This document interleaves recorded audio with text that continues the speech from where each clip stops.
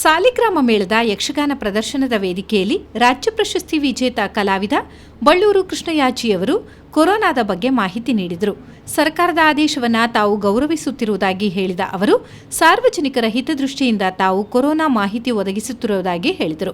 ಮಾತ್ರವಲ್ಲ, ಭಕ್ತಾದಿಗಳಿಗೆ ದೇವರು ಆಯುರಾರೋಗ್ಯ ನೀಡಲಿ ಎಂದು ಪ್ರಾರ್ಥಿಸಿದರು. ನಾವು ಪ್ರತಿನಿತ್ಯ ಪೇಪರಲ್ಲಿ 20-30 ರಾಷ್ಟ್ರದ ಸುದ್ದಿ ಕೇಳ್ತೇವೆ. ಆದರೆ ಭಾರತದಲ್ಲಿ 1 ಕೋಟಿ ಜನಕ್ಕೆ ಒಬ್ಬನಿಗೆ ಸೋಂಕಿದೆಯೋ ಇಲ್ಲವೋ.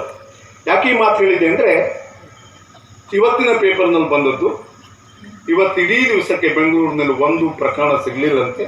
ಜೊತೆಗೆ ಯಾರ ಮೇಲೆ ಸಂಶಯ ಪಟ್ಟು ಅವರನ್ನು ಕರೆದುಕೊಂಡು ಹೋಗಿದ್ರೋ ಅವರಿಗೆ ಸೋಂಕಿಲ್ಲ ಎಂಬ ಸುದ್ದಿಯನ್ನು ಕೇಳಿ ಬಹಳ ಸಂತೋಷವಾಯಿತು. ಕಾಯಲೆ ನಮಗೆ ತಟ್ಟದಂತೆ ನಾವು ಜಾಗ್ರತೆ ಮಾಡಬೇಕು. ಅದಕ್ಕೆ ವಾಟ್ಸಪ್ನಲ್ಲಿ ಬರುವ ಕೆಲವು ವಿಷಯಗಳನ್ನು ತಮಗೆ ಹೇಳ್ತೇನೆ. ಥಂಡಿ, ಜ್ವರ, ಕೆಮ್ಮು ಇದ್ದವರು ಯಾರಾದರೂ ಇದ್ದರೆ ಅವರಿಂದ ಸ್ವಲ್ಪ ದೂರ ಕುಳಿತುಕೊಳ್ಳಿ. ಉಷ್ಣಾಂಶ ಹೆಚ್ಚಿದ್ದಲ್ಲಿ ಅದು ಬದುಕುವುದಿಲ್ಲ. ಆ ದೃಷ್ಟಿಯಿಂದ ನಮ್ಮಲ್ಲಿಗೆ ಅದು ಆಕ್ರಮಿಸಲಾರದು. ಕೋಲ್ಡನ್ನು ಕುಡಿಯಬೇಡಿ ಅಂತ ಹೇಳಿದ್ದಾರೆ. ಕೈ ತೊಳೆದು ತಿಂಡಿಗಳನ್ನು ತಿನ್ನಬೇಕು ಅಂತ ಹೇಳಿದ್ದಾರೆ. ಅಂತಹ ಕಾರ್ಯಗಳನ್ನೆಲ್ಲ ಮಾಡಿ ನೀವು ಆರೋಗ್ಯವಾಗಿರಲಿ ಅಂತ ನಾವು ದೇವರಲ್ಲಿ ಬೇಡ್ಕೊಳ್ತೇವೆ. ರಾಜ್ಯದ ಆದೇಶವನ್ನು ನಾವು ಒಪ್ಪಿಕೊಂಡಿದ್ದೇವೆ. ಅದಕ್ಕೆ ನಮ್ಮದು ಒಂದು ಪ್ರಚಾರ ಆಂದೋಲನ ಎಂಬ ರೀತಿಯಲ್ಲಿ ಇದನ್ನು ಪ್ರತಿನಿತ್ಯ ಹೇಳ್ತೇವೆ. ನೀವು ಜಾಗೃತರಾಗಿ, ನಾವು ನಂಬಿದಂಥ ಗುರು ನರಸಿಂಹ ನಿಮಗೆ ಆಯುಷ್ಯ, ಆರೋಗ್ಯ, ಸಂಪತ್ತನ್ನು ಕೊಟ್ಟು